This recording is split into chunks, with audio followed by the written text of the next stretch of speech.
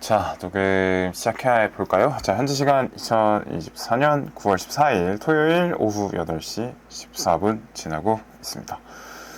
오늘 녹음은 137번째 시간이고요. 네, 좋은 어른 특집입니다. 저는 진행을 맡고 있는 빌버고요.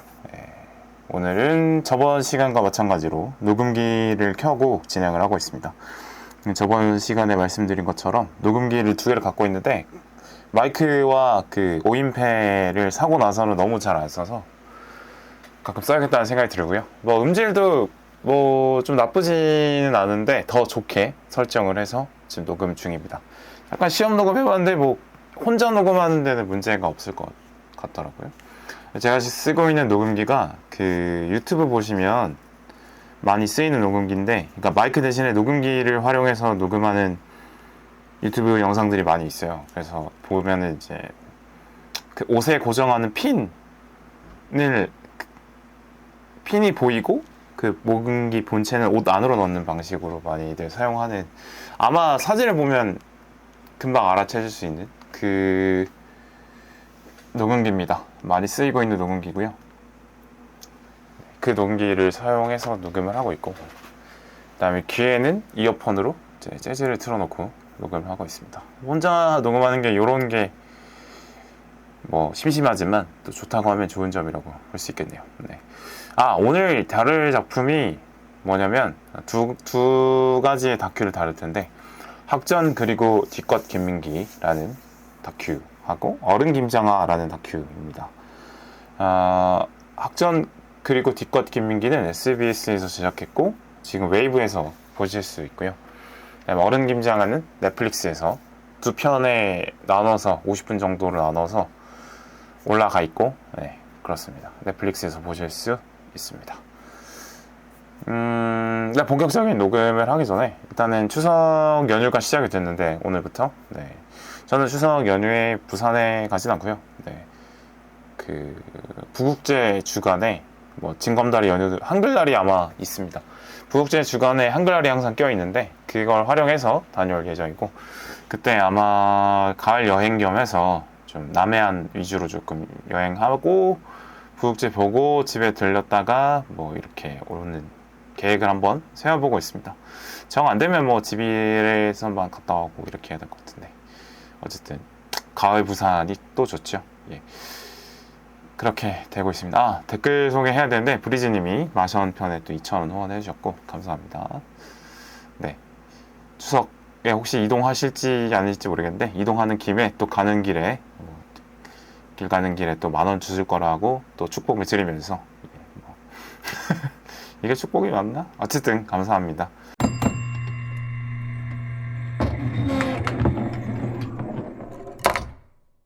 자, 오늘 왜 좋은 어른 특집을 준비를 했느냐? 당연히 이제 어른, 이제 학전 그리고 뒤껏 김민기는 제가 뭐 한 2달 전쯤에, 가요? 김민기 선생이 이제 작고를 하고 나서 그 뉴스를 보고 이제 그 다큐멘터리를 보게 됐는데 참 재밌게 봤던 것 같아요. 이번을 통해서 거의 3번째로 봤습니다. 네, 그렇고요. 그 다음에 어른 김장하는 그 매블쇼에서 영화 코너에서 최욱 씨가 추천을 해서 보게 됐어요. 그래서 원래 사실 뒤껏 김민기 같은 경우는 제가 뭐 이전 에피소드에서 잠깐 언급을 한 바가 있었는데, 이런 어른 김장하도 너무 재밌게 봤어서 이 두 개를 묶으면 한 편으로 만들 수 있겠다는 생각이 들어가지고 이렇게 기획을 하게 됐습니다. 이 두 작품을 통해서 좋은 어른에 대한 이야기를 좀 해보고 싶은데요.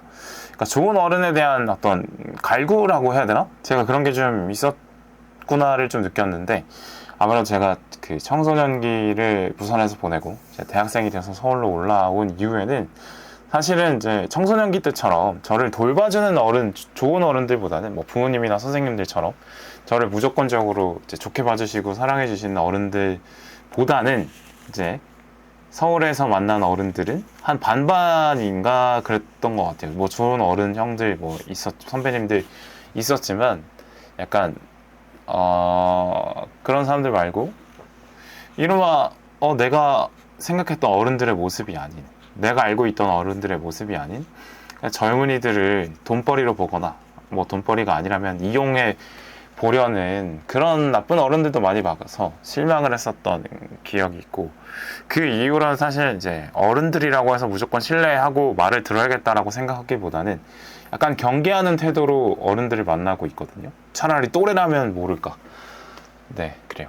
이렇게 그런 어떤 서울살이 안에서 느낀 뭔가가 있었던 것 같아요. 여러 가지 뭐 썰이 있지만 이걸 풀면 또 길어지기 때문에 대충 넘어가고 그래요. 어쨌든 많은 어떤 실망을 했었던 것 같아요. 어른으로서 해야 될 일들을 하지 않는 그런 어른들을 많이 봤다라고 생각이 듭니다. 그래서 김민기 선생님이나 김장훈 선생님의 삶을 보니까 오히려 와, 이런 어른들이 요즘 세상에도 아직 있구나를 보면서 되게 오히려 감명을 받았던 것 같고요. 그리고 요즘은 이제 삶이 좀 팍팍하다고 해서 뭐 경제가 어렵다고 해서 주변을 돌아보려고 하는 어떤 사회적인 분위기가 많이 없죠. 그런 뭐랄까요?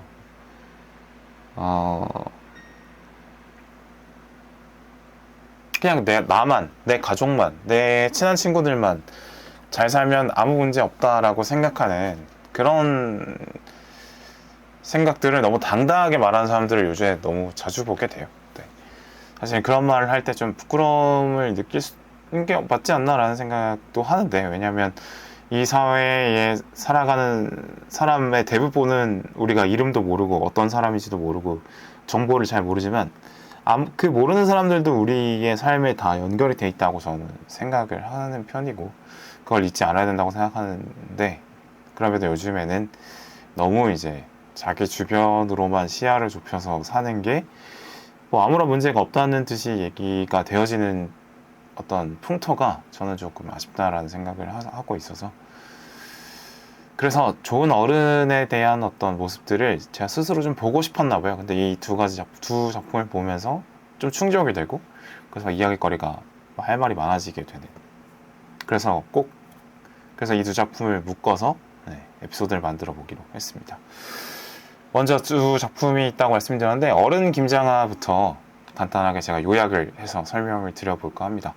어른 김장하는 이제 경남 MBC 제작이고, 아까 넷플릭스에서 볼 수 있다고 말씀드렸었고, 그 경남 도민일보에서 일했던 김주환 기자라는 분이 김장하 선생을 취재하는 과정을 이제 다큐로 담은 겁니다.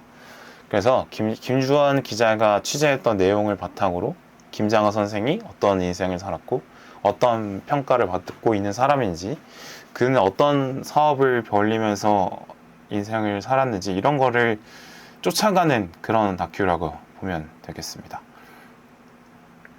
김장하 선생의 생애에 대해서 말씀드리기 전에 김주환 기자라는 어떤 분이냐, 뭐 본인을 이렇게 소개했는데, 일단 경남도민일보에서 30년 이상 기자로 일을 했고, 뭐 이사로 일하다가 이제 퇴직을 하신 분이고요.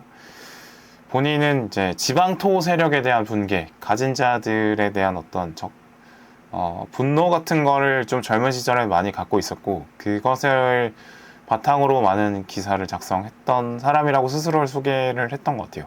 지방토라는 게 이제 무슨 말이냐 싶으시겠지만, 그러니까 뭐 고려시대에 나오는 뭐 문벌귀족 뭐 이런 지방토 세력 뭐 이런 거가 있다는 거냐 라고 말씀드릴 수 있을 것 같은데, 물론 뭐 그 시대에 있었던 뭐 지방토랑은 다르죠. 근데 뭐 지방 생활을 해보신 분이 아니라면 잘 실감을 못 하실 수도 있는데, 지방 뭐 지역 도시 이런 데 가면 지역 토호들이 있습니다. 주로 뭐 부동산이나 뭐 큰 기업을, 그 지역에서는 큰 기업을 운영을 하면서 이렇게 많은 어떤 정치적인 능력을 바탕으로 그것을 정치적인 권력과 연결이 되고, 행정적인 차원에서 또 연결이 돼서 뭐 어떤 비리를 하거나, 뭐 비리 혹은 그들이 말할 때는 뭐 관행 이런 식으로 일 처리를 하면서 수익을 창출하고, 또 그걸 또 자기의 카르텔끼리 나눠 먹는 뭐 이런 식의 그런 토호들이 분명히 있습니다. 아마 지역에서 살아본 경험 있으시거나 살고 계신 분이라면 뭔 말 하는지 알 수 있는 그런 게 있습니다. 아무튼 그런 토호들에 대한 분노 뭐 이런 게 있었던 분인 것 같아요. 그래서 그런 부분이 있습니다. 예. 어쨌든 이 김주환 기자가 김장하 선생을 취재하는 과정을 통해서 김장하 선생을 이야기하는 다큐인데, 김장하 선생의 생애에 대해서 간략하게 얘기를 해보자면, 그는 이제 사천시에서 태어났고, 사천에서 뭐 중학교까지 졸업을 한 것 같아요. 네, 그 당시 나이 때는 사실 뭐 고등학교, 대학교까지 가는 경우가 극히 드물기 때문에, 네, 뭐 지금으로서는 짧은 학력이라고도 말할 수 있지만 그 당시에는 평범한 학력이 있다. 뭐 그러나 뭐 사실 우리가 흔히 생각하는 뭐 많이 배운 사람은 아니다 이렇게 말할 수 있겠죠. 근데 19살, 그러니까 미성년자인데 약제사 시험에 합격을 합니다. 약간 이제 그 행정적인 미숙이 있어서 미성년자인데도 합격을 시켜준 게 된 거라고 하더라고요. 어쨌든 이제 사천에서 한약방을 열어서 하다가 30살쯤에 진주로의 한약방을 이전을 해서 지금 2022년까지 한약방 운영하다가 은퇴를 하신 분이고요. 뭐 그렇습니다. 주로 이제 이분은 평생 한약방에서 많은 환자들에게 약을 지어주면서 진주에서 가장 유명한 한약방, 손님이 끊이지 않았다고 하고, 그런 한약방을 꾸준히 운영을 하시면서 모은 재산을 가지고 지역사회에 많은 기여를 하셨는데, 뭐 대표적으로는 명신고등학교라는 학교를 만들고 그거가 7년 동안 운영해서 정상적인 어떤 운영이 되는 궤도에 올려놓은 후에 이제 그거를 국가에 헌납을 합니다. 뭐 그런 활동을 하셨고, 그다음에 진주신문이라고 그러니까 자립신문, 뭐 후원을 통해서 운영되는 그런 신문사의 형태였던 것 같은데 지금은 없어진 신문이라고 하네요. 근데 이제 아무래도 시민들이 자체적으로 만든 신문이다 보니까 지역사회에서 아까 말씀드린 뭐 토호 세력을 견제하는 뭐 그런 식의 그런 거를 견제하는 신문이었다고 하는데, 아무래도 이제 그런 쪽에 후원을 해줬다라고 하시고, 뭐 지역의 진주에서 활동하는 극단의 어떤 전세 자금을 빌려준다거나 뭐 이런 식으로 활동을 하셨다고 합니다. 그리고 형평운동, 이거 아마 근현대사 공부하시는 분들은 아마 들어보셨을 수도 있는데, 이제 저울처럼 평등하게 라는 뜻이 형평이라고 하고요. 그 운동이 진주에서 100년 전쯤에 아주 크게 일었었다고 하는데, 이 주 내용이 뭐냐면, 그러니까 근대화가 되면서 노비제가 폐지가 됐는데, 노비제가 폐지가 됐음에도 불구하고 여전히 남아 있었던 노비에 대한 차별을 철폐하자고 주장했던 운동이라고 하네요. 그 운동의 기념 사업을 좀 지원해서 또 하셨고, 그다음에 가정폭력 피해 여성 쉼터를 만들어서 가정폭력 때문에 가정에서 도망쳐 나온 여성들이 쉬면서 재활을 할 수 있는 그런 쉼터를 만드신 적도 있고, 그다음에 진주 지역의 여러 고등학생들, 그러니까 뭐 형편은 어렵지만 공부에 재능 있는 학생들에게 뭐 고등학교 등록금, 뭐 생활비, 뭐 대학 등록금, 뭐 대학원 등록금까지 지원을 해주신 분이라고 합니다. 그래서 이 장학금을 통해서 공부를 많이 해서 높은 지위로 올라가신 분들이 꽤 많더라고요. 그렇게 그런 사업들을 하셨던 분입니다. 이렇게 지금은 은퇴를 하신 걸로 되어 있고요. 마지막에 이제 한약방의 문을 닫기 전에 기념행사 같은 걸 좀 하는데, 그래서 평소 한약방을 통해서 김장하 선생에게 도움을 받았던 그런 사람들이 모여서 김장하 선생님께 축하와 감사의 말씀을 전하는 그런 행사들을 마지막에 좀 보여주거든요. 그리고 한약방이 닫는 날도 보여주는데, 그래요. 자신을 기억해주고 찾아주고 고마워하는 이들이 있어서 되게 행복한 표정으로 은퇴를 하시는 모습이 좀 인상적이었습니다. 자, 이렇게 어른 김장하에 대한 내용이었고요. 이제 두 번째 작품, 학전 그리고 뒤끝 김민기. 저는 제목이 좀 기니까 뒤끝 김민기로 좀 통칭을 하겠습니다.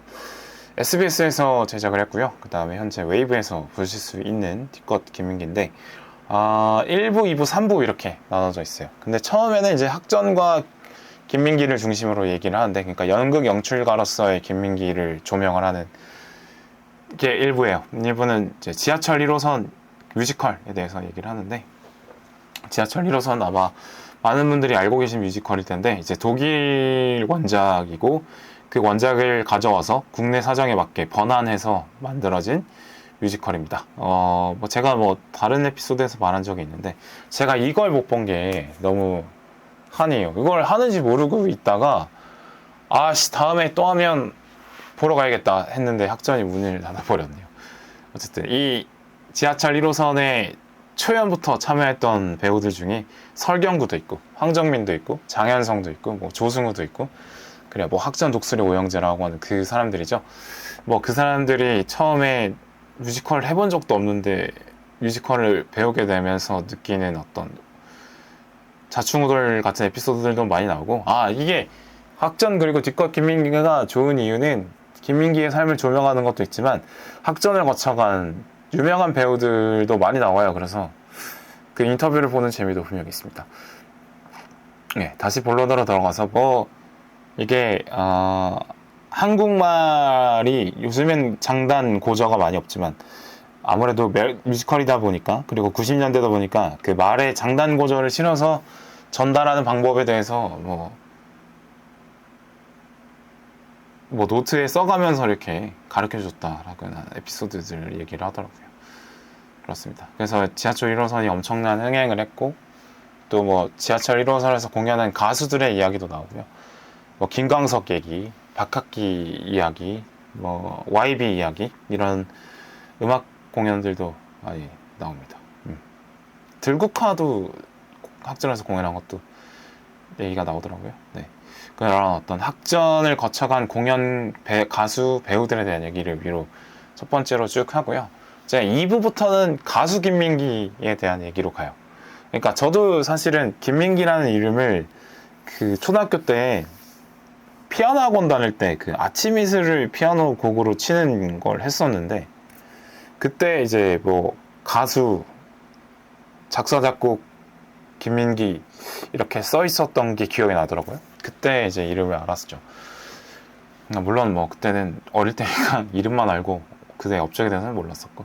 이제 어쨌든 가수 김민기는 서울미대 2학년 때 첫 앨범을 내면서 데뷔를 하게 되고, 그때부터 이미 동년배, 선배 음악가들부터 인정을 받는 그런 실력을 갖고 있는 가수였다고 합니다. 그래서 이제 전도가 유명한 가수였다고 볼 수 있는데, 그는 왜 음악을 떠나게 됐는가를 이제 2부 중간부터 3부 초반까지 좀 설명을 해줘요. 그러니까 김민기의 노래가 독재 정권에 항거하는 사람들에게서 불려지면서, 이게 김민기는 그런 의도로 노래를 만들지 않았지만, 이게 결과적으로 이제 독재 정권에 대항하는 사람들에게서 불려지면서, 너는 이 민주화 운동을 주도하는 인물 아니냐. 그래서 당국의 감시를 받게 되고 억압을 받게 되죠. 그의 노래들도 당연히 금지가 되고, 그러면서 그가 음악 활동을 거의 못하게 막아요. 그래서 음악을 떠나게 되고, 뭐 부천에 가서 공장에서 격리로 일하게 되는데, 거기서 하루에 막 48시간씩 연속으로 일하기도 하고, 일하다가 신체가 훼손되기도 하고, 그러면서도 적은 임금을 받고 팍팍하게 살아가는 노동자들의 삶을 보게 됩니다. 그래서 뭐 점심시간에 그들을 위해서 뭐 노래를 불러주기도 하고, 뭐 공부를 가르쳐주기도 하고, 그렇습니다. 그러면서 이제 꿈을 만들어가는 인생을 살아라고 하고 응원도 해주고, 그런 삶을 살았다고 해요. 그리고 공장의 불빛이라는 앨범도 만드는데, 이제 힘들게 고생하고 있는 노동자들을 위로하고 그들을 하는 뭐 앨범을 이제 그 당국의 감시를 피해서 녹음하고 테이프를 만들어서 배포하고 뭐 이런 활동을 하는 것도 보여줍니다. 여기서 상록수에 대한 에피소드가 나오는데, 예전에는 진짜 가난하니까, 노동자들은 가난하니까 합동 결혼식을 했다고 해요. 그러니까 뭐 열몇 쌍씩 동시에 결혼하는 거죠. 근데 그들의 결혼식에 축하하기 위한 축가로 만들어진 노래라고 하더라고요. 근데 우리는 이제 상록수라는 노래를 기억할 때 양희은의 목소리와 박세리 선수의 그 발목 양말을 벗었을 때 드러난 하얀 발목, 그리고 그 박세리 선수가 워터 해저드에 들어가서 공을 쳐 올리는 그 장면으로 기억을 하고 있는데, 네, 가사 전체를 보면 그것이 뭐 노동자 부부를 위한 축가라고 볼 수 있고 상당히 희망찬 내용이다라고 할 수 있는 것 같더라고요. 하여튼 그런 에피소드도 설명을 해줍니다. 그러다가 이제 격리도 못하게 되고, 그리고 대학 시절에는 야학에서 또 학생들을 가르치기도 했다고 하더라고요. 네. 그때 야학교사로 함께 활동한 동료 교사들 중에, 그때는 뭐 대학생이었겠죠. 근데 졸업 이후 유명 언론사의 기자, 그리고 뭐 대기업의 CEO, 교수님, 이렇게 된 분들이 상당히 많더라고요. 자, 그리고 이제 대학 때는 야학도 하고, 또 대학 졸업 후에는 격리로도 일했고, 그러다가 또 당국이 감시를 하니까 이제 연천으로 떠나서 농사를 지으며 살겠다라고 선택하고 연천에서 농사를 짓던 시절도 있습니다. 그리고 그 농사를 접고 돌아와서 이제 자신은 앞에 나서는 가수의 삶, 앞것의 삶을 살지 않고 뒷것의 삶을 살기로 선택을 하고 이제 극단 학전을 만들고, 이제 그 학전에서 배우들과 가수들의 어떤 기회를 만드는 삶을 시작하는 거죠. 네. 그래서 극단 학전에서 앞에 말씀드린 지하철 1호선이나 가수들의 공연을 기획하기도 하고, 또 아동극도 기획을 많이 했는데, 학전에서 아이들에 대한 관심이 많았다고 해요. 그래서 우리 사회의 미래니까 아이들이, 그래서 우리 아이들이 좋은 어떤 시선을 갖기 위해서 도움이 될 수 있는 그런 연극들, 장애나 이런 사회적인 차별에 대한 올바른 시선을 알려주는 그런 아동극들도 만드는 데 관심이 있었다, 이렇게 얘기를 하네요. 이런 게 이제 한 3부쯤의 이야기예요. 그래서 이런 학전이 이제 운영난을 이기지 못하고 결국엔 2024년 초에 마지막 지하철 1호선의 마지막 공연을 끝으로 이제 학전이 폐관하게 됩니다. 여기까지 이제 다큐멘터리는 다루고 있어요. 그리고 이 다큐멘터리가 2, 3월쯤에 방영이 됐는데, 그리고부터 몇 달 후에 김민기 선생이 지병으로 이제 별세를 하죠. 이런 게 두 사람의 삶이자 이 다큐의 내용입니다. 네.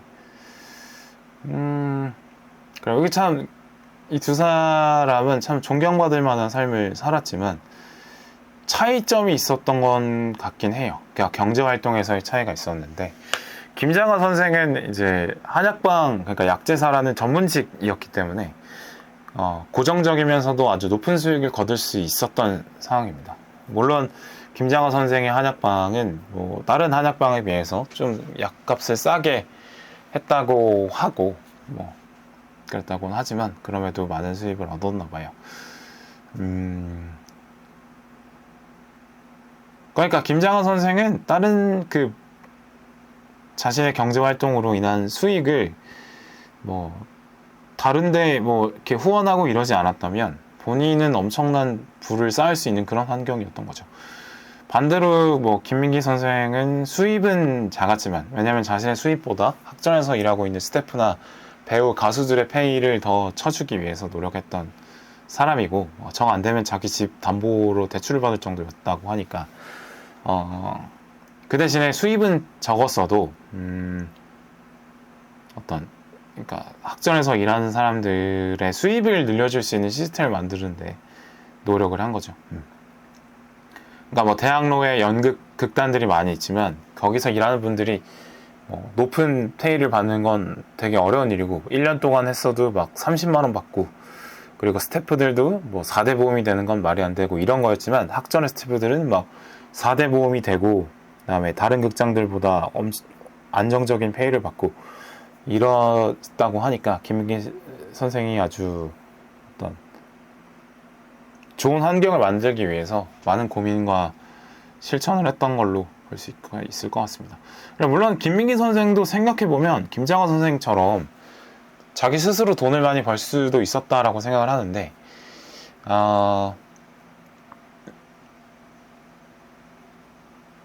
왜냐면 가수 김민기, 작곡가 김민기로서의 이름의 명성이 있었고 독재 정권이 물러간 이후에 다시 가수 활동을 했다면 분명히 많은 수입을 거뒀을 거라고 생각합니다. 그러나 이제 노래와 음악을 떠나는 과정에서 봤던 어떤 자신 때문에 친구들이 고통받고 뭐 여러 가지 뭐 그런 문제들이 있어서 뒷것으로 살기로 결심했기 때문에 그런 어떤 많은 수익을 거둘 수 있는 기회를 스스로 기회를 닫아놓고 살았던 것 같아요.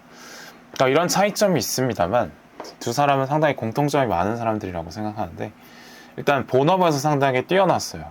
그러니까 아까 말씀드린 것처럼 뭐 김민기의 작사 작곡 능력 그리고 뭐 연출가로서의 능력 모두 항상 인정을 받은 부분이고 김장하 선생도 뭐 말씀드린 것처럼 그런 아주 잘 나가는 약방을 운영했던 거죠. 그러나 이 본업에서 김장하 선생은 도둑을 얻었고 김민기 선생은 어떻게 보면 선한의 언학력을 얻고 이름을 얻었지만 그것을 뭐 자신을 위해서 쓰지 않고 김장하 선생은 각종 지원금, 후원금, 장학금 그리고 뭐 고등학교를 만들면서 이제 지역사회에 기여를 한 거고 김민기 선생은 자신이 본업에서 열심히 노력하고 성과를 낸 걸 학전을 꾸리는 데 쓴 거죠. 그래요. 또 다른 공통점이 있다면 자신을 드러내지 않으려 했다는 점이에요. 그래서 이 두 사람은 철저히 자신의 정체를 굳이 드러내려고 하지 않았고 인터뷰 요청을 해도 결국에는 자기 스스로 자기가 잘했다는 걸 말하게 되는 꼴이라서 김장하 선생은 인터뷰를 꺼렸다고 하고 김민기 선생님도 뭐 특별한 일 아니면 인터뷰를 자제한 걸로 알려져 있죠. 그리고 스스로를 뒷것으로 칭하고 앞것들인 어떤 가수나 배우들을 위해서 열심히 일했던 걸로 알려져 있습니다. 그러니까 남들이 못하는 업적과 선행을 했지만 그걸 티나지 않게 관리를 했다라는 거죠. 네. 그리고 자신을 꾸미지 않았는데 뭐 아까 뒷것이라고 스스로 칭한 김민기 선생의 이야기도 있지만 뭐 오래된 옷을 항상 입고 다녔던 그리고 차를 소유하지 않았던 김장하 선생 뭐 자전거를 타거나 아니면 걸어 다닌 거다 그렇게 했다고 하더라고요. 그리고 이 두 사람은 지원하되 간섭하지 않는다 이런 원칙도 비슷하게 갖고 있었던 것 같은데 근데 김장하 선생은 이제 많은 진주 지역의 고등학생들에게 장학금을 줬는데 한 학생은 이제 김장하 선생에게 받은 장학금으로 대학을 등록을 했지만 학생운동을 하다가 옥고를 한 몇 년 치르고 세상으로 나온 제자가 있었다고 해요. 근데 그 제자가 옥고를 마치고 김장하 선생을 찾아왔을 때 제자가 김장하 선생에게 죄송합니다. 이게 부모가 해준 돈도 아니고 내가 벌어서 한 돈도 아니고 남이 준 돈으로 학교를 다녔는데 학생운동을 해서 감옥에 갔다 오니 부끄럽습니다 라고 얘기하니까 김장하 선생은 그것도 역시 이 사회와 나라를 위해서 한 일이니까 미안해할 필요가 없다라고 얘기한 적도 있다라고 하고 그리고 명신고 졸업생 중에 이제 장학금을 받았던 학생인데 김장하 선생의 한약방의 문을 닫기 전에 찾아와서 선생님께 장학금을 받고 공부를 했지만 특별하게 대단한 사람이 되지 못해서 죄송하다라는 말을 했다고 하는데 김장하 선생은 이 학생에게 괜찮다, 꼭 그럴 필요는 없다, 세상은 평범한 사람들이 지탱해 간다 뭐 이런 얘기를 하면서 위로를 해줬다고 하고 되려. 그러니까 뭐 이것뿐 아니라 뭐 진주신문이나 뭐 여러 후원활동 등에 지원을 해줬지만 이렇게 해줘라 저렇게 해줘라 간섭한 적은 없다라는 거죠. 그러니까 김장하 선생이 다룬 책의 이름이 그거예요. 줬으면 그만이지. 그러니까 이미 후원을 해줬고 내 품을 떠난 돈이니까 그런 돈을 주기까지는 뭐 나름의 기준이 있고 고민을 하시는 분이라고 생각을 하고 이미 줘버린 이상 이제 그 사람의 몫이다 이렇게 생각을 해버렸다라고 말은 했다. 줘버린 돈이니까 뭐 이제는 내 몫이 아니다 이렇게 생각했던 사람인 것 같습니다. 그 다음에 김민기 선생은 학전에 있는 배우들에게 학전에서 많이 성장하고 배우고 얼른 학전을 떠나라 이렇게 얘기를 많이 했다고 합니다. 그러니까 누군가에게 호의를 베푸면 사실 본전을 찾고 싶어하는 욕심이 생기기 마련인데 그런 거에 대해서 철저하게 티를 내지 않았던 거죠, 이 두 사람은. 그리고 욕망으로부터 멀어지려고 하는 자세를 보였는데, 뭐 흔한 욕망이라고 하면 뭐 돈과 권력, 명예 이런 것들이 있겠죠. 근데 김장하 선생은 돈에 대해서 이런 얘기를 했어요. 돈은 똥과 같아서 쌓아두면 냄새가 나지만 밭에 뿌리면 비료가 된다 라고 얘기했다고 합니다. 그러니까 돈을 쌓아두지 말고 주변에 베풀고 좋은 곳에 쓰면 그것이 주변과 지역사회를 자라게 하는 어떤 양분이 된다라고 얘기를 생각을 한 거죠. 그래서 돈 욕심을 없앴던 것 같고, 그 다음에 김장하 선생에게 정치를 왜 하지 않았냐라고 물어보는 질문을 했을 때 김장하 선생은 정치는 나와받지 않는다, 더럽게 느껴졌다라고 얘기를 한 적이 있습니다. 그리고 김민기 선생도 이제 아까 말씀드린 뭐 야학교사 동료들이 나중에 잘된 사람들이 많아서 어디 후원을 받을 기회들이 꽤 있었다고 하는데, 네, 그런 후원들을 일절 거절했다고 하고 오로지 관객 수입으로만 운영을 하고 싶어 했다고 합니다. 그리고 이제 민주화 이후에 문화부 장관 자리도 제의를 받았지만 아마 DJ 정권 시절인 것 같아요. 네. 박지원 비서실장, 당시 비서실장이 나와서 인터뷰를 좀 하거든요.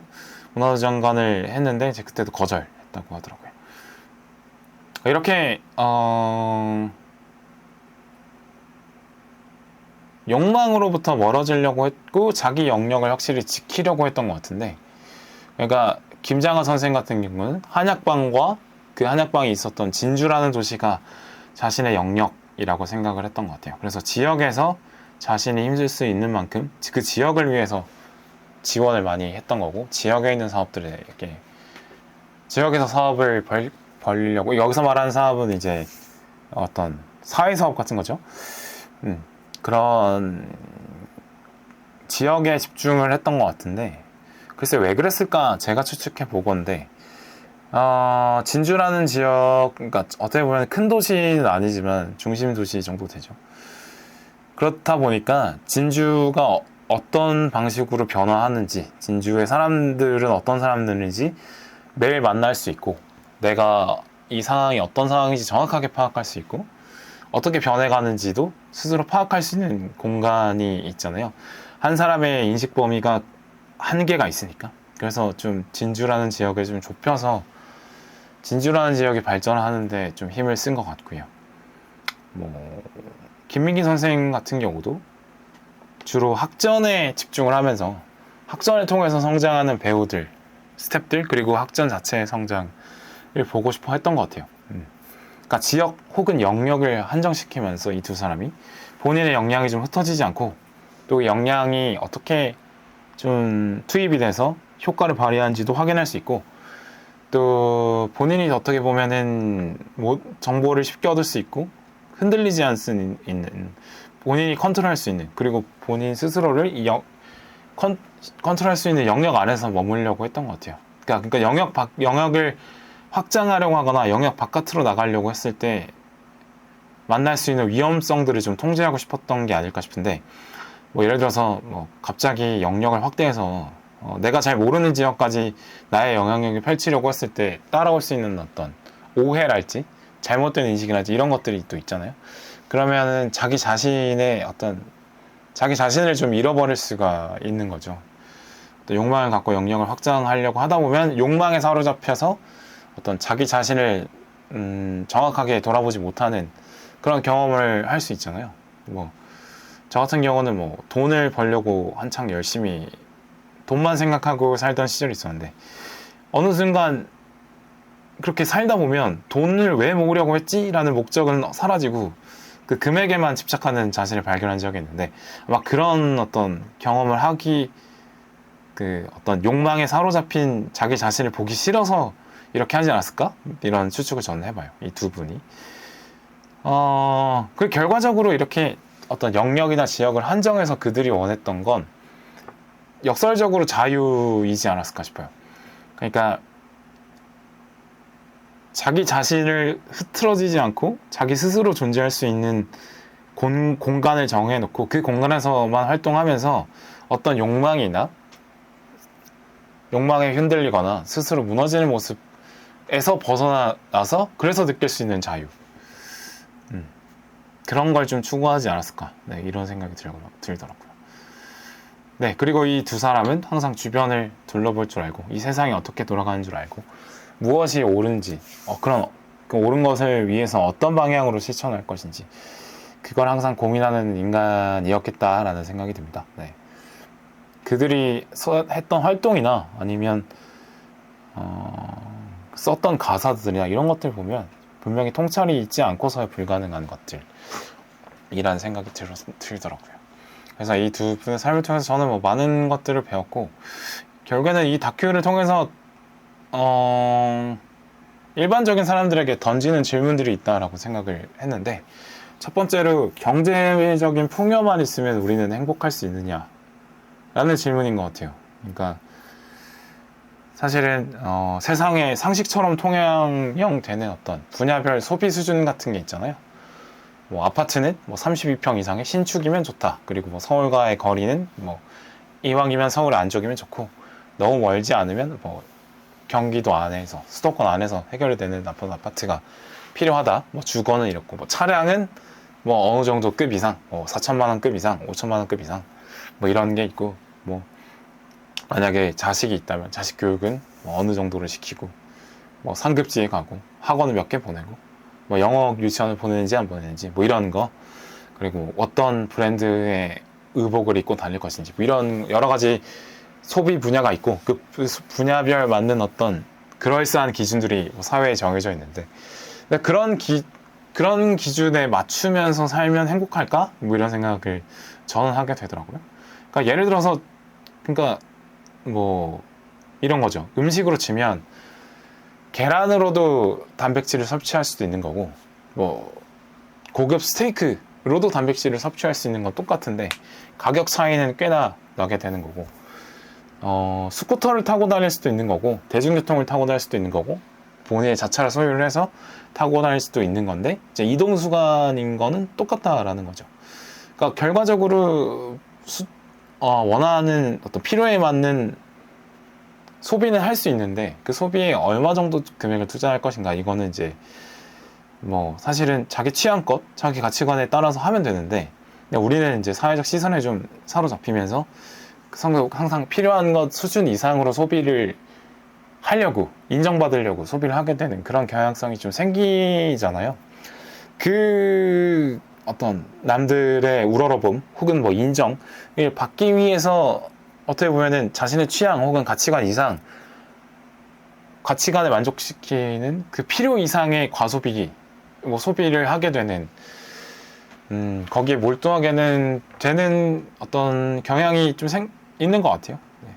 사실은 그 소비라는 게, 소비를 일단 물건을 사고 나면 만족도가 빠르게 사라져가는 걸 사실 우리가 많이 느끼면서도 또다시 소비를 하게 되고 그렇잖아요. 뭐 자본주의라는 게 항상 계속 소비를 하는 걸 자극을 시키니까.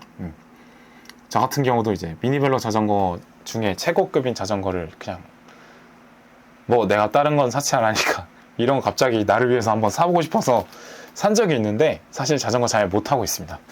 뭐 올해 여름이 많이 더워서 그런 것도 있지만 사실 뭐 자전거에 대한 만족도가 거의 없다고 해야 되거든요. 뭐 이런 게 너무 많죠. 아마 들으시는 분들 중에서도 이 비싼 돈 주고 샀는데 막상 사고 나니까 별 감흥이 없는 이런 소비들이 많이 있을 거예요. 하여튼 그런 이 두 사람의 삶을 보면서, 그래, 꼭 경제적인 풍요를 이뤄야만 내가 행복할까는 고민을 할 수 있었던 것 같아요. 경제적 풍요 말고도 어떤 사회적인 안정이나 뭐 커뮤니티 속에서 느끼는 안정감이나 이런 가족들 간의 소통이나 이런 걸로 이제 경제적인 풍요를 대체할 수 있는 그런 행복을 가져다는 수단이 분명 생각해보면 많이 있는데, 우리는 항상 이제 경제적 풍요에 눈이 멀도록 좀 되어 있는 건 아닐까, 이런 생각을 하고요. 그리고 또 하나, 이 두 사람의 삶을 통해서 참 대단하다고 든 게, 나를 뒤로 숨기고 살 수 있을까? 라는 그런 거죠.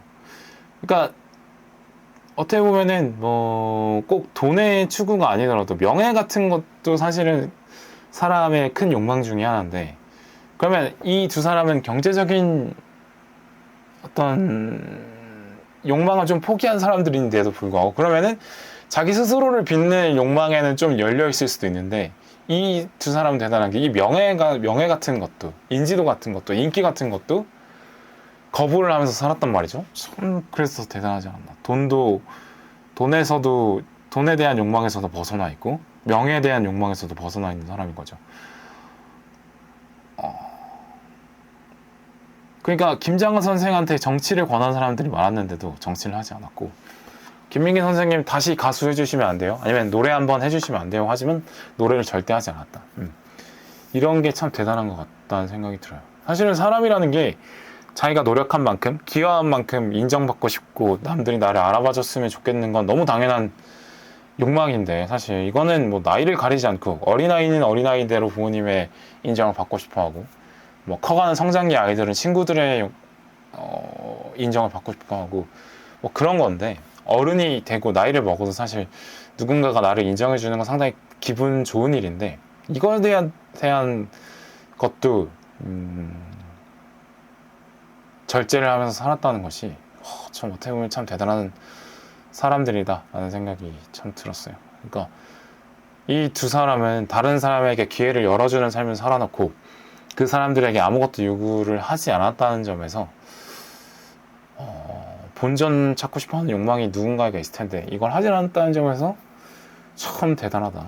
소박한 인정이라도 부끄럽다. 사실 뭐 내가 대단한 사람 아니다 라고 거절해버렸던 삶을 살았다는 게 참 대단하다, 이런 생각이 듭니다. 하나 더 들은 생각은,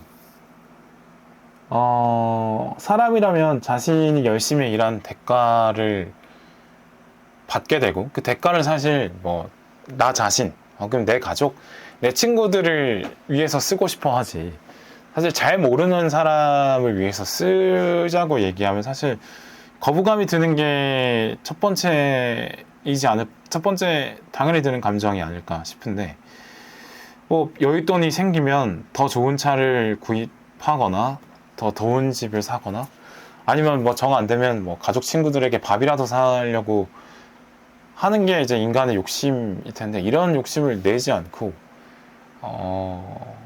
그러니까 좋은 일이라면, 좋은 시스템을 만들 수 있는 일이라면 그 거기에 자신이 가지고 있는 뭐 돈이나 아니면 영향력을 사용하는 삶을 산다는 게, 그걸 먼저 생각한다는 게 참 그것도 대단한 것 같습니다. 예. 그래요. 그러면 모두가 김민기처럼, 김장하처럼 살 수 있을까? 그건 너무 어려운 것 같아요. 왜냐면 수많은 조건들이 있어야 된다고 생각하는데, 뭐 이 김장하, 김민기 선생의 공통점을 말씀드린 게, 일단 본업에서 엄청난 퍼포먼스를 낸 사람들이라는 거잖아요. 그러니까 재능이 일단 필요하죠. 네. 그러니까 돈 혹은 영향력으로 이어질 수 있는 재능이 있어야 된다는 거고, 그리고 자신이 생활인으로서 살아가야 되는 어떤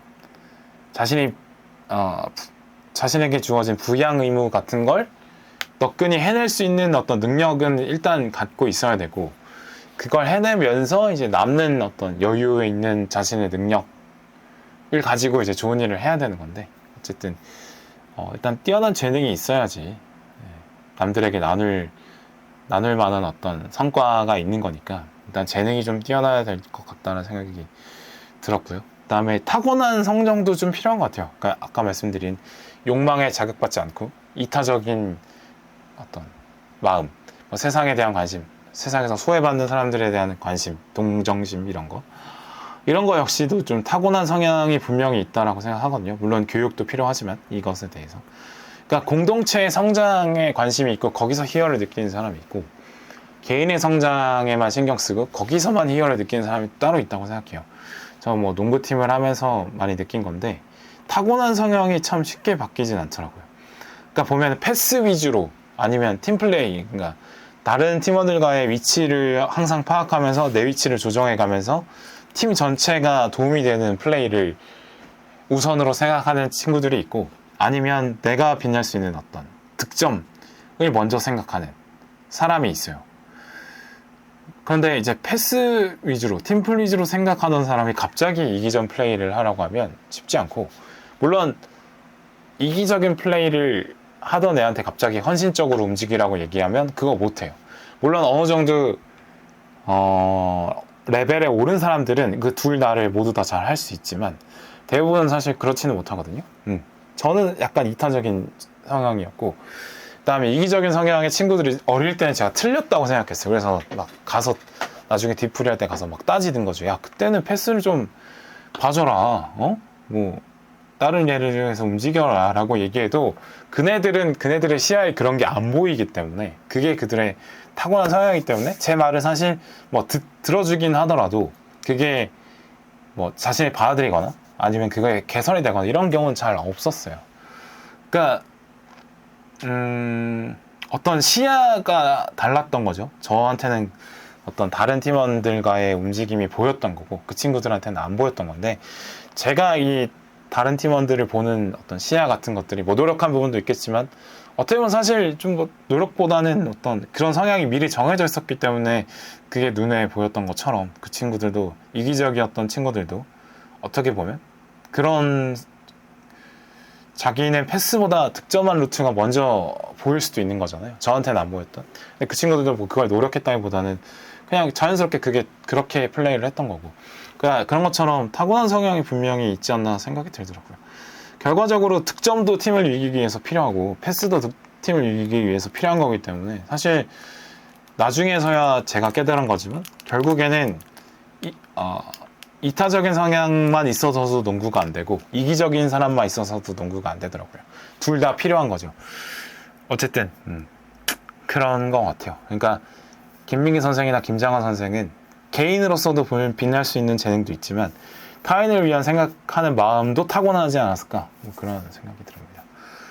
그러면서도 그들이 사실 대놓고 말하지 않았고 스스로를 많이 숨기고 겸손하게 살았지만, 저는 뭐 남들에게 말은 하지 않아도 스스로에게 되게 자신감 있게 자존감이 높은 사람들이지 않았을까 싶거든요.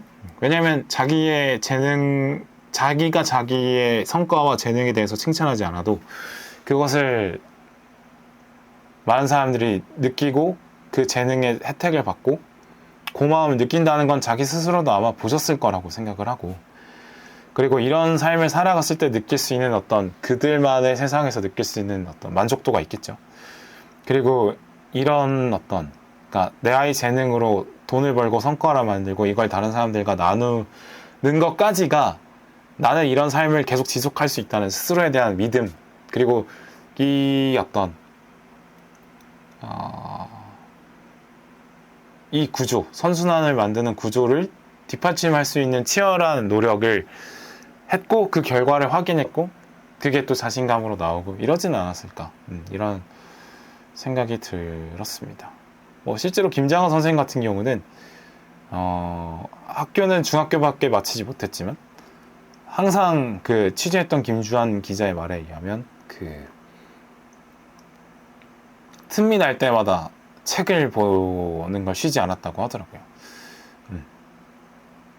그래요. 그래서 참 이렇게 이런 재능도 뛰어나야 되고 타고난 이타적인 성정도 좀 필요하고, 그리고 이 일을 통해서 만들어지는 이 성정과 재능으로부터 만들어지는 어떤 자신감 같은 게 필요한데, 이런 조건을 모든 사람들이 달성은 할 수는 없는 것 같아요.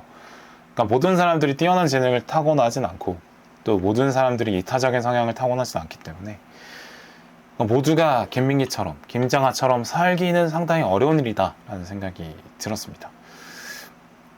그럼에도 김장하, 김민기 선생 같은 사람들이 롤모델로 많이 부각이 되고 이런 사람들을 본받자라고 말하는 어떤 메시지들이 사회에 많이 퍼지는 건 분명히 필요하다고 봐요. 왜냐하면 모두가 김장하, 김민기가 될 수는 없어도 김장하, 김민기 흉내를 내면서 살 수 있는 거니까. 이 다큐에도 나온 건데 여기 사천에 비란치아라는 그 이탈리안 레스토랑을 하는 사장님이 계세요.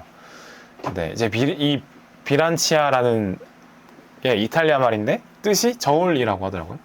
근데 형평운동 아까 말씀드렸지만 이제 저울 형자, 평등할 평자, 저울처럼 평등하자라는 뜻인데, 그러니까 이 사장님이 김장하 선생의 삶에 되게 많은 감명을 받아서 그래서 이 김장하 선생이 추구했던 형평운동에서 가게 이름을 따온 거죠. 비란치아, 저울이라는 뜻을 만들어서 이제 파스타 가게를 하는 사장님이 계신데, 근데 그분이 인터뷰에서 이런 말을 하더라고요. 나는 김장하 선생님처럼 살 수 없다.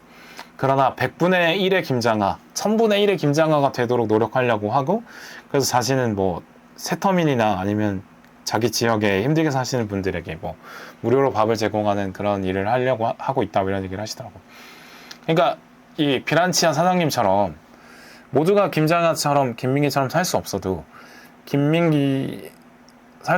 이 두 사람처럼 두 사람이 했던 성과를 흉내내면서 살면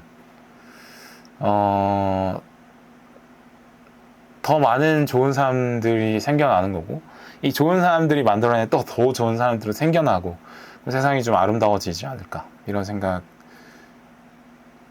들더라고요. 그렇습니다. 그래서 김장하, 김민기를 보면서 자신의 능력껏 자신의 주변에 힘든 사람들을 돕고 연대하고 이렇게 세상에 관심을 갖고 주변을 돌보면서 살면 세상이 더 아름다워질 것 같다는 생각이 들었습니다. 네. 그래요. 얼마 전에 어떤 유튜브 방송을 듣다가 알게 된 건데, 마가렛 미드라는 인류학자가 문명의 시작은 언제냐라는 질문을 받았을 때 이런 대답을 했다고 해요. 넓적다리 뼈가 붙은 흔적이 있는 사람의 뼈가 발견된 적이 있다. 아마 그때가 인류의 시작일 것이다. 문명의 시작일 것이다. 라고 얘기를 하더라고요. 그러니까 인류 문명의 상징, 운명의 제일 중요한 특성은 돌봄이라는 거죠. 그러니까 약자를 버려두지 않고 그 사람을 돌봐서 그 사람이 다시 사회적인 구성원으로서 역할을 할 수 있도록 돌보고 참아줄 수 있는 어떤 인내, 따뜻한 마음, 그것이 문명의 출발이다라고 봤던 것 같아요. 그러니까 김민기, 김장하 이 사람 모두 이제 다리가 부서진 동료를 위해서 대신 음식을 구해줬던 인류의 후대라고 볼 수 있는 거겠죠. 그러니까 그 사회가 건강하고 따뜻하게 이어지려면 항상 그 사회 외곽에 서 있는 사람들에 대한 관심, 그리고 그 사람들에게 지원을 해서 그 사람들이 사회적인 구성원으로서 제 역할을 할 수 있도록 항상 챙겨주고 돌봐주는 것을 잊지 않는 사회가 앞으로 나아간다, 이런 교훈을 말해주는 방송이었는데, 글쎄요. 이런 어떤 김장하, 김민기의 삶에서 느낄 수 있는 그런 마음가짐들이 우리 사회를 더 앞으로 나아가게 만들진 않을까, 이런 생각도 해봅니다. 그렇고요. 그 다음에 이제 좋은 어른이란 무엇인가에 대한 생각을 다시 한번 해보게 되는데, 그러니까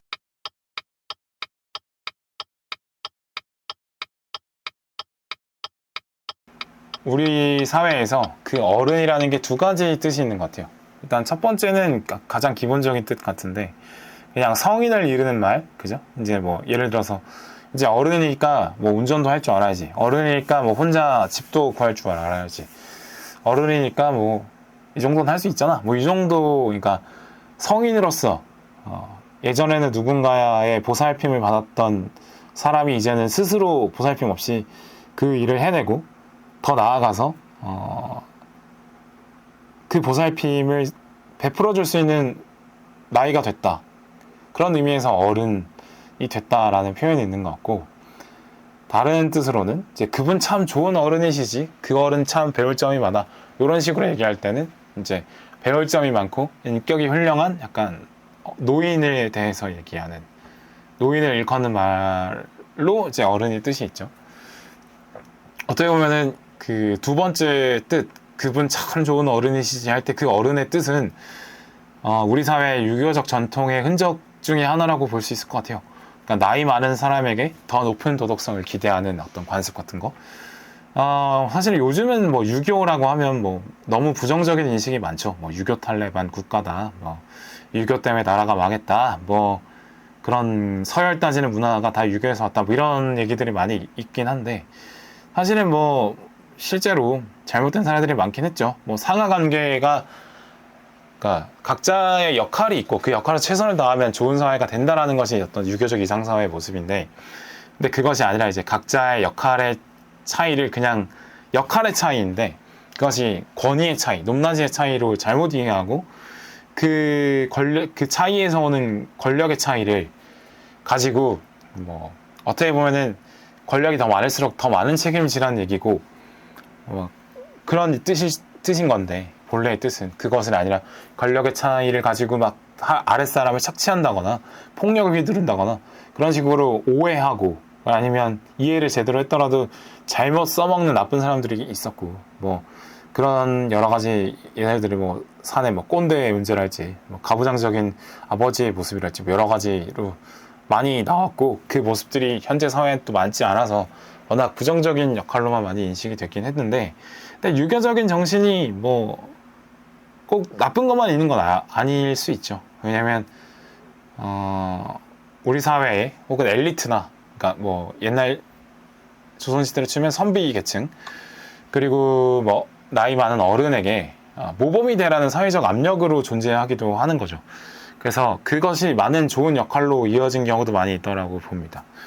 그러니까 유교에서 강조하는 각자 사회적인 역할을 하라 라는 어떤 그 사회적인 압박이, 좋은 예시로 한다면 구한말의 의병장이나 뭐 임진왜란때나 뭐 각종 어떤 의병장들, 뭐 일제시대 독립운동가들, 뭐 독재시대에 있었던 뭐 민주화 운동가들, 노동운동가들로 나오지 않았을까 생각을 하고요. 그래서 이제 어른으로서 어른의 역할을 해야 하도록 여겨진 사람들이 에게 많은 책임을 씌워서 그 사람들이 이제 했던 뭐 선행이나 배려나 뭐 의로운 행동들이나 챙김이나 돌봄으로 형태로 좀 나왔던 것 같습니다. 네, 그래요. 근데 그것들이 뭐 너무 많은 도덕적 의무를 또 씌워서 서로에게 피곤해지는 경우들이 많았고, 현대 사회에 맞지 않는 불합리한 경우들이 많아서 이제 유교적인 관습들이 많이 줄여지고 있는 과정이고, 거의 흔적을 많이 사라지고 있는 과정이죠. 네. 그럼에도 남아있다고 보는 게, 한국인들이 사실 주변 사람 잘 챙기고 관심 많이 가지고 돌볼 줄 알고 이런 것들은 사실 그런 문화들은 아직 많이 남아 있는 것 같고, 사실 다만 아쉬운 점은 이제 그런 어떤 마음들이 있지만 그것이 자기 주변을 벗어나지 못하고 사회 전반으로 뻗치지 못하는 건 좀 문제인 것 같다는 생각이 들고, 그 문제가 아마 좀 IMF인 것 같아요. 그러니까 IMF 이후에 더 이상 나나 사회가 나를 구원해주지 못하고 나 스스로가 나를 지켜야 된다는 마음을 새기게 만든 어떤 계기가 된 것 같습니다. IMF가 많은 것들을 무너뜨렸죠.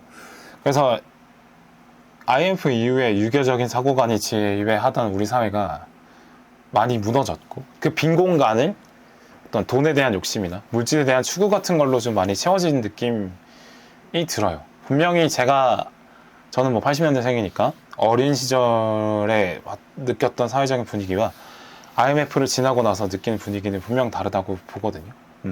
아마 저보다 더 나이가 많으신 분들은 더 크게 느끼실 거라고 생각을 하는데, 어쨌든 그렇습니다.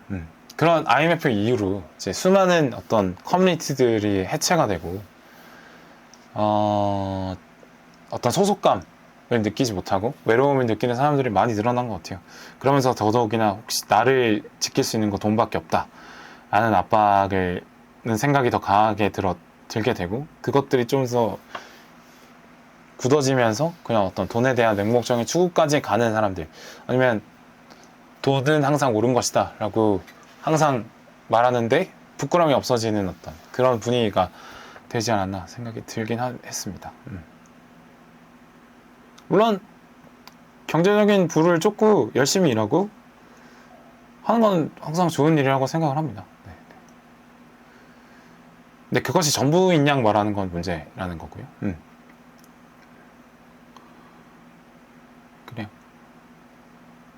그래요. 근데 예전에 어떤 좋은 어른이 되어야 된다는 압박감이 사실 좋은 선한 효과들이 분명히 있을 수도 있다라고 생각을 하는데, 근데 대부분의 사람들은 사실 나이가 들어감에 따라 사실 더 뻔뻔해지고 자신이 얻을 수 있는 권리를 이용만 하고, 사실 그 책임을 다하지 않아도 되면 안 하려고 하는 게 이기적인 사람의 본성이 있으니까 그래요. 근데 이제 그 어떤 이기적인 본성을 부끄러움 없이 꺼내는 것을 막는 거는 또 사회가 해야 될 역할이라고 보거든요.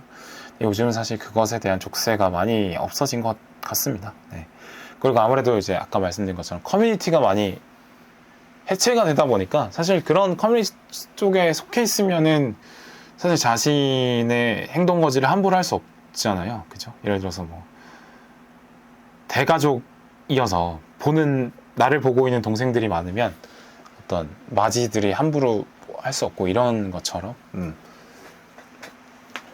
그래요. 그렇다고 해서 뭐 예전이 뭐 좋았다 이런 얘기를 하는 건 아닙니다. 아무래도 뭐 농촌 사회에서나 통용될 수 있는 어떤 미덕들이 요즘 사회에서는 당연히 통하지 않는 부분들이 많고,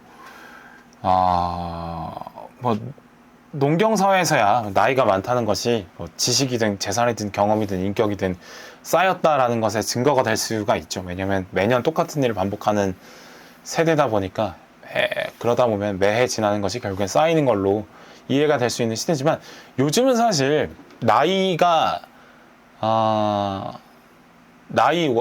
많다는 것이 쌓은 것이 많다는 것과 비례한다고는 사실 볼 수가 없죠. 네.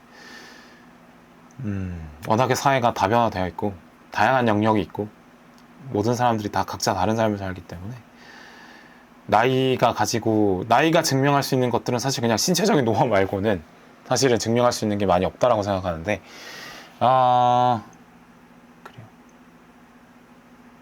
그냥 요즘 세상에서는 그러니까 꼭 좋은 어른이 되라 그런 거보다는 그냥 성인이라면 시민으로서 해야 될 어떤 책임감이나 권리 의무 같은 걸 잘 깨닫고 자신의 책임을 다하고 의무를 행사하고 권리를 누릴 거 누리고 뭐 다른 사람한테 피해 안 주고만 살면 그만이라고 생각하고, 꼭 막 나이가 많다고 해서 모범이 될 필요는 없는 것 같다고 생각이 듭니다. 모범이 돼야 한다는 그 압박 때문에 덧대 보면은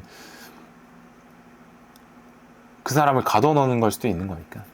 그러니까 뭐 20, 30대라고 해서 미성숙한 태도를 보여도 된다라는 것도 아니고, 뭐 50대 이상의 어떤 기성세대라고 해서 꼭 모범이 되어야 될 필요는 없는 것 같아요. 근데 그냥 뭐 피해만 안 주고 법만 잘 어기지 않으면 뭐 자유롭게 사는 게 맞다라고 생각이 들어요. 네. 오히려 그 나이가 많다고 해서 더 도덕적일 거라는 건 뭐 사실 기대할 바가 아닌 것 같습니다.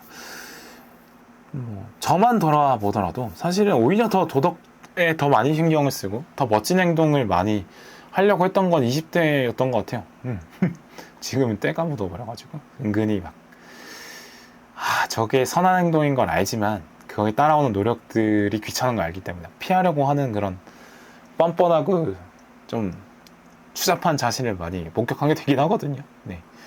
어쨌든 그냥 나이와 상관없이 성인이라면, 시민이라면 자신이 할 수 있는 선에서 주변을 보살피면서 세상에 관심을 가지면서 사는 게 맞다. 그러니까 젊은이도 모범이 될 수 있고, 네, 그런 거라고 생각합니다. 모두가 모범이 될 수 있는 거고, 자신 할 수 있는 선에서 모범이 되려는 노력을 하는 게 맞지, 특정 나이대에 꼭 모범을 보일 수도 없을 뿐더러 특정 나이대의 사람만 모범이 될 필요도 없다라는 생각이 들더라고요. 그리고 또 이 두 작품을 보면서 드는 생각이 결과적으로 어떻게 죽을까에 대한 고민을 하게 되는 작품이라고 생각했는데, 아까 말씀드린 것처럼 누구나 좋은 어른이 돼야 된다 하는 생각은 저는 없기 때문에, 네. 저는 그렇게 느꼈습니다. 다만 이제 생각해보자는 거죠. 김민기, 김자가처럼 사는 삶이 많은 존경을 받고, 그리고 그 두 사람 스스로가 자기 삶에 대해서 만족했던 걸로 보이는데, 그렇다면 그러니까 이 작품을 본 어떤 평범한 사람들은 삶을 마감할 때 어떤 사람으로 기억되고 싶은지를 한번 생각해 볼 수 있는 기회를 얻을 수 있는 이 작품들이라고 보거든요. 그러니까 사실은 성인이 되고 각자 주어진 책임을 다 하다 보면 하루하루 해나가야 될 의무들이 있고 임무들이 있고, 그거를 해나가는데 하루 허덕허덕 되면서 하루가 흘러가고 또 다른 하루가 오고 그렇게 또 화를 보내고 이렇게 사는 거 뭐 사실은 뭐 다들 벗어나고 싶어 하지만 너무 훌륭한 삶이죠. 그러다 보면 자신의 부양해야 될 의무를 다 하려고 하다 보면 이제 돈을 쫓게 되고 돈돈거리면서 살 수도 있다라고 생각을 합니다. 그러나 내가 이러려고 돈만 쫓으려고 살았던 건 아니잖아요. 어떤 내가 살고 싶어 했던 이런 사람으로 기억되고 싶은 그런 삶이 있었을 텐데 어떻게 삶을 살 것인가에 대한 답을 예전에는 갖고 있을 수도 있는데 그걸 잊어버릴 수도 있죠. 생활에 치이다 보면. 근데 그런 어떤 삶을 살 것인가, 어떤 죽음으로 어떻게 죽어갈 것인가, 어떤 사람으로 기억될 것인가에 대한 고민을 살면서 바쁜 삶이지만 해볼 필요는 있다라고 생각을 하는데 그 고민을 그런 고민을 할 수 있도록 만들어주는 그런 작품이라는 생각이 듭니다. 그래서 꼭 보셨으면 좋겠다는 말을 하고 싶은 거고요. 네. 그래요. 저는 이 작품을 보고 제가 잊고 있었던 꿈이 하나 있었는데 사실은 뭐 저는 꿈을 뭐 물질적인 걸로 정하진 않았던 사람이어서 어떤 일을 하면서 살 것인가, 어떤 경험을 하면서 살 것인가 그렇다고 해서 막 되게 인생을 막 멋있고 풍요롭게 멋진 경험들로만 채우지는 못했어요. 어쨌든 뭐 제가 20대 때 가졌던 꿈이 어떤 게 있었냐면 유쾌한 할아버지가 되는 꿈이 있었거든요. 지금도 뭐 그 꿈이 사라진 건 아니고 이제 조금 잊고 있었던 건데 근데 유쾌한 할아버지가 되려면 그러니까 유쾌한 할아버지라는 게 좀 뭐 추상적이긴 하지만 어떤 거냐면 제가 왜 이런 생각을 했냐면 사실 우리나라의 할아버지들이 상당히 좀 외로워 보였어요. 할머니들에 비해서. 그러니까 할머니들은 사실 그냥 뭐 나이 먹어도 그런 나이와 상관없이 금방 친해지고 알아왔던 기간이 얼마 안 돼도 금방 친밀해지고 뭐 밥도 나눠 먹고 같이 놀러도 다니고 뭐 하더라고요. 뭐 그렇게 금방 친해질 수 있는 어떤 여성들 특유의 그 친화력이 있다라고 생각해요. 네, 남성들은 사실 나이를 먹어도 자존심을 앞세우고 서열을 앞세우고 그리고 또 이 어떤 가부장적인 관습이나 어떤 거친 세대를 살아왔던 우리 할아버지 세대, 뭐 저희 아버지 세대까지 뭐 포함을 하더라도 그래도 남자라는 그 단어가 주는 어떤 것들이 사실 굴레로 적용하는 것들도 많이 있다라고 생각하거든요. 약한 모습 보이면 안 되고 쉬운 모습 보여주면 안 되고 또 대화나 소통 같은 것들의 가치를 잘 못 느끼고 그냥 의사만 전달하고 주고받는 정도, 명령을 주고받는 정도로 생각하는 그런 데 익숙한 세대로 많이 보였어요. 그러다 보니까 어른이었을 때도 뭔가 삶이 외롭지 않고 유쾌하게 살아가는 할아버지들을 많이 못 본 것 같아. 할머니들에 비해서. 그래서 유쾌한 할아버지가 되려면 젊었을 때 많은 것들을 준비해야겠다는 생각이 좀 들었었는데 그러니까 노인이 된다라는 건 스스로를 지켜줄 많은 안전장치가 어렸을 때처럼 다시 필요하다는 뜻이 되는 건데 그러니까 젊었을 때는 남아있는 수많은 기회와 시간 그리고 건강한 몸이 안전장치를 대신해 주는데 근데 노인이 되면 사실 그런 것들이 다 사라져 있기 때문에 여러 가지로 안전장치들을 많이 마련을 해야 되는 거죠. 일단 자기 스스로 신체적 건강도 중요하고 뭐 근육을 많이 쌓아놓고 뭐 치아 같은 것도 관리를 잘 하고 또 뭐 그러니까 다시 말해서 스스로 식사하고 밥 먹고 거동하고 이런데 전혀 무리가 없는 신체적 건강도 필요하고 그리고 어떤 새로운 정보를 얻고 그거를 정리하고 요약해서 말할 수 있는 어떤 정신적인 건강도 상당히 중요하고 그리고 자신의 정서를 나눌 수 있는 어떤 가족이든 친구든 그런 것도 필요하고 또 활발한 의사소통을 할 수 있는 어떤 좋은 대화 자세 같은 것도 평생을 통해서 쌓아가야 된다고 생각하는데 뭐 일단은 말을 잘 들어주는 경청의 자세랄지 자신의 의견을 일목요연하게 표현할 수 있는 어떤 화법이랄지 이런 것 혹은 더 나아가서 유머를 던질 수 있는 여유 같은 거 뭐 평생 동안 쌓아온 유머에 대한 뭐 경험들, 지식들 뭐 이런 거 그리고 뭐 경제적인 여유도 필요하죠. 병원 가는데 돈 때문에 병원 못 가겠다 이런 걱정을 안 할 정도로 돈이 있으면 좋고 그다음에 당연히 뭐 의식주 해결하는데 노동이 없어도 괜찮을 정도의 돈이 있는 건 좋고, 그다음에 뭐 누굴 만나든 뭐 밥 한 번 사는 거, 커피 한 잔 사는데 무리가 안 될 정도의 용돈도 있으면 좋고, 뭐 여러 가지 생각보다 그냥 외롭지 않는 할아버지가 됐으면 좋겠다, 주변에 사람이 좀 많은 할아버지가 됐으면 좋겠다라는 생각이었는데, 이게 달성되려면 생각보다 많은 조건들이 좀 필요하더라고요. 그래요. 어쨌든 이런 조건들을 쌓기 위해서 젊었을 때 뭐 열심히 살아야겠다 이런 생각들을 20대 때 좀 했었는데, 20대 후반에 이런 생각을 했었는데, 이 목표가 사실 좀 잊고 있다가 다시금 좀 생각나게 됐어요. 그러니까 이 두 사람의, 김민기, 김장하의 삶을 봤을 때, 그래, 나도 저 사람들처럼 뭐 존경받는 뭐 할아버지 같으시 못하더라도,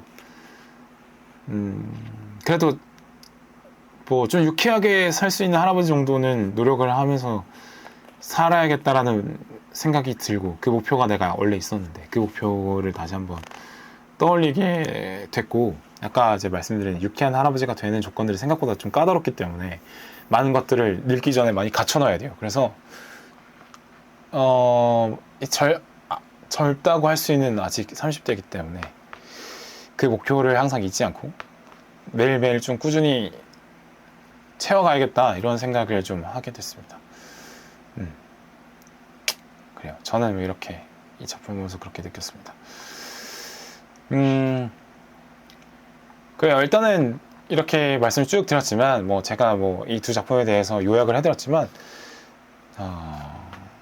유학번으로 느낄 수 있는 감동은 원전을 보는 것에 정말 얼마 안 되기 때문에 무조건 이 두 작품을 다 보면 한 50분짜리 5개니까 250분이니까 뭐 4시간 좀 넘는 시간인데, 뭐 평소라면 4시간 내기 힘들지만 연휴잖아요. 그래서 충분히 4시간 정도 내실 수 있다고 보고, 이 두 작품을 보면서 추석 연휴 좀 풍요롭게 채워보시면 좋지 않을까 생각이 들고요.